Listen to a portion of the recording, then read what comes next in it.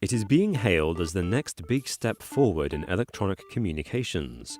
5G, or fifth-generation mobile networks, promise faster download speeds, more devices connected directly, and lower latency. This, according to AT&T Chief Technology Officer Andre Fuchs, will open up a new era in robotics and allow technological innovations hindered by 4G to thrive. However, is this revolutionary technology advancing society at the expense of our health? Like all wireless devices, traditional 3 and 4G networks operate via a radio transmitter and radio receiver, using radio waves to communicate. Radio waves carry digital information from transmitter to receiver in the form of an oscillating electromagnetic field. The rate of oscillation is called the frequency.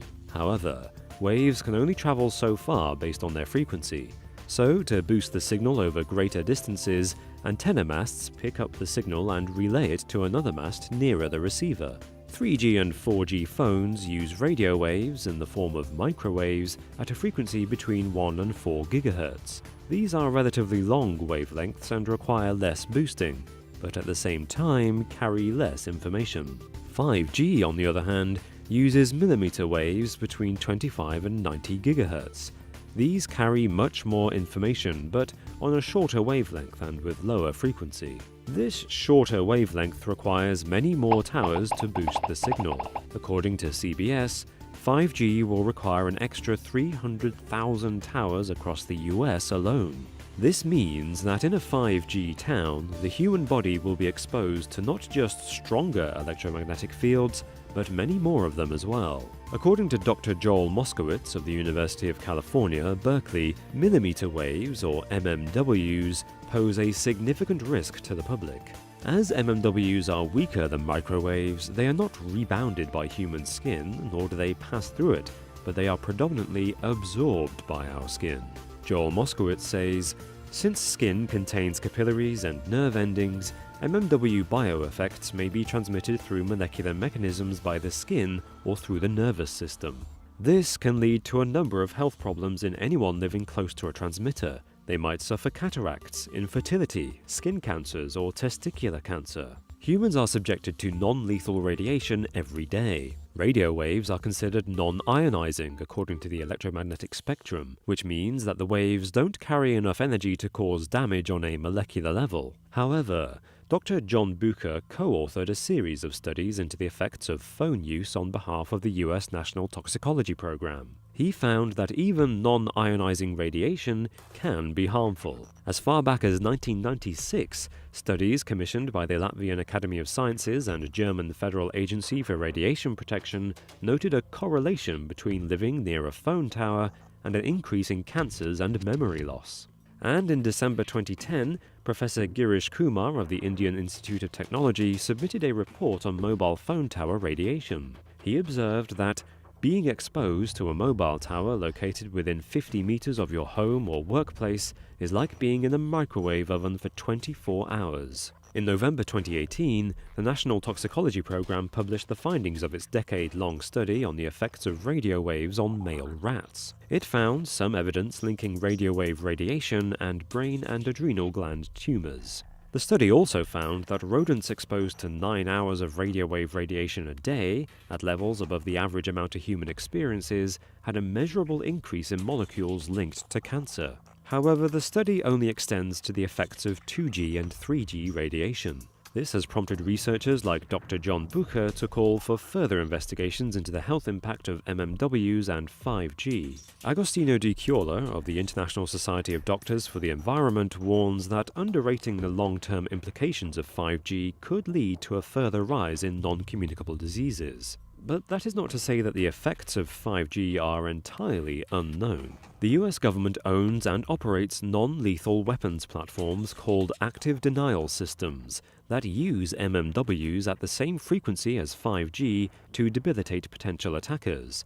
Dubbed the Bain ray, the system generates 12 joules of energy per square centimeter. Wired magazine reporter Spencer Ackerman compares the effect to being exposed to a blast furnace, with a sting thrown in for good measure. Even the World Health Organization classifies cell phone radio frequency energy as a possible carcinogen.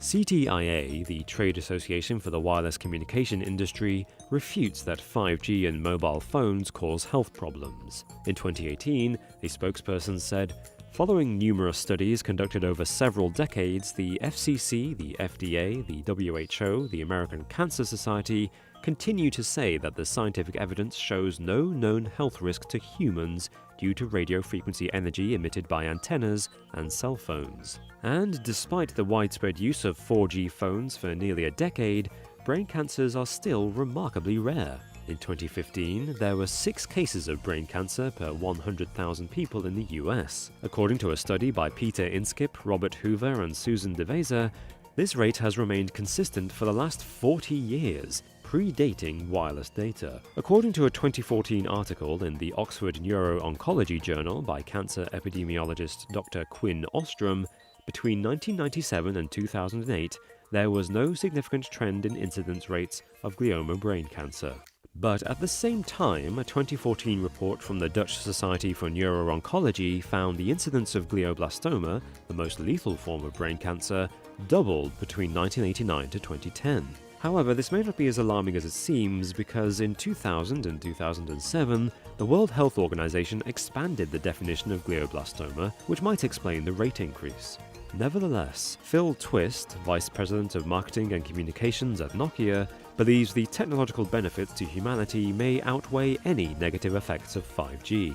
He says, "If you're trying to do an operation with a doctor sitting in a hospital, but the cataract operation is being done by a robotic arm system 30 kilometers away, you need very short latency and very high reliability.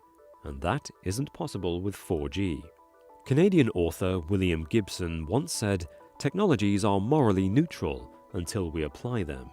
However, unlike the application of most technologies in the past, 5G is something that will affect everyone, everywhere, 24 hours a day.